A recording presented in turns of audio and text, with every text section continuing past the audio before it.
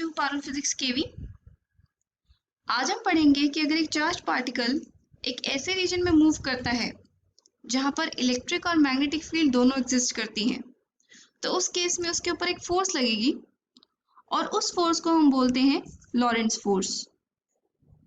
Lorentz force is the force experienced by a charged particle moving in a region where both electric and magnetic field exist. एक ऐसे reason में जहाँ पर दोनों electric और magnetic field exist करती है, उस चार्ज पार्टिकल पे जो फोर्स लगती है उसे हम बोलते हैं लॉरेंट्ज फोर्स। लेट अस सपोज यहाँ पर मैंने ब्लू से इस यहाँ पर रिप्रेजेंट किया है मैंने, this is my electric field, और इसी रीजन में मेरे पास मैग्नेटिक फील्ड भी एग्जिस्ट कर रही है। It may be in random direction, it might be a random orientation, मुझे नहीं पता किस ओरिएंटेशन में है magnetic field.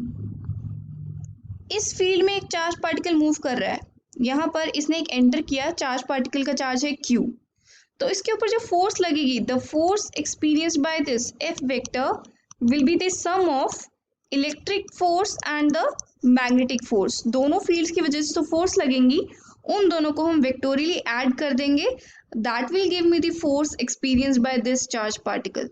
It's equal to Q E vector plus the magnitude of electric force is QE vector, and the value of magnetic force is given by Q V vector cross B vector. Now if I take Q common, I'll get E vector plus V cross B. This is the Lorentz force. This is the expression for Lorentz force. Now कुछ case consider करते हैं। Let us suppose मेरे पास जो charge particle है ये दोनों electric और magnetic field में मूव कर रहा है, लेकिन इसके ऊपर कोई फोर्स नहीं लग रही। ऐसा कब होगा? सबसे पहले तुम अपना नेट फोर्स का फॉर्मूला लिखेंगे, that is Lorentz force, that is equal to Q E vector plus V cross B।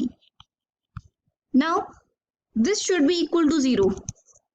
इसका मतलब हमारा E vector plus V cross B 0 होना चाहिए, और I can say E vector is equal to minus V cross B। अगर मैं बात करूं तो देखो ये वैल्यू हमारी मैक्सिमम कब होगी? जब हमारे दोनों के बीच में एंगल कितना होगा? 90 डिग्री, V वेक्टर और B वेक्टर के बीच में।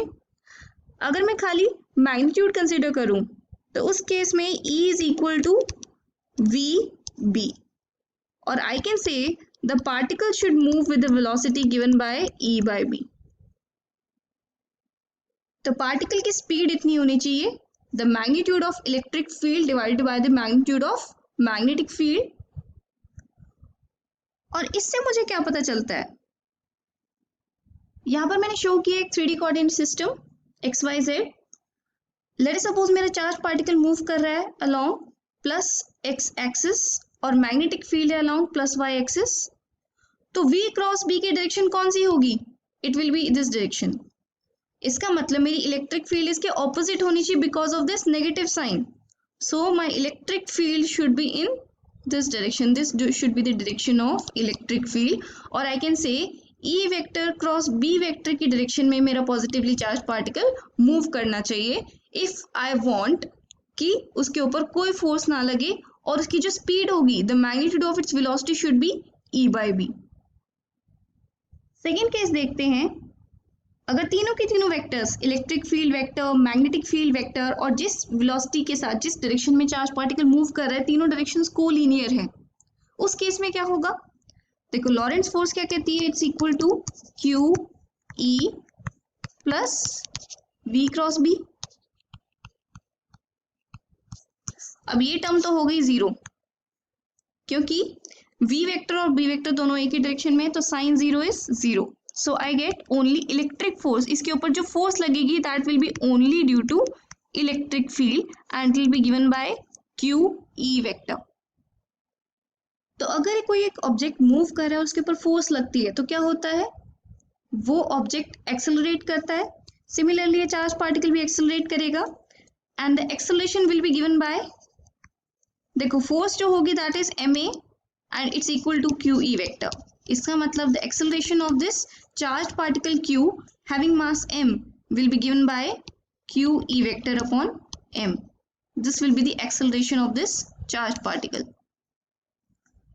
There is a very important point to be noted, that is when a charged particle enters both electric and magnetic field, then magnetic field is responsible for its circular path.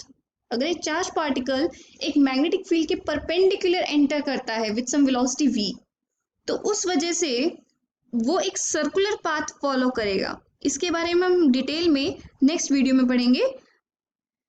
अभी तक के लिए इतना ही. Thank you.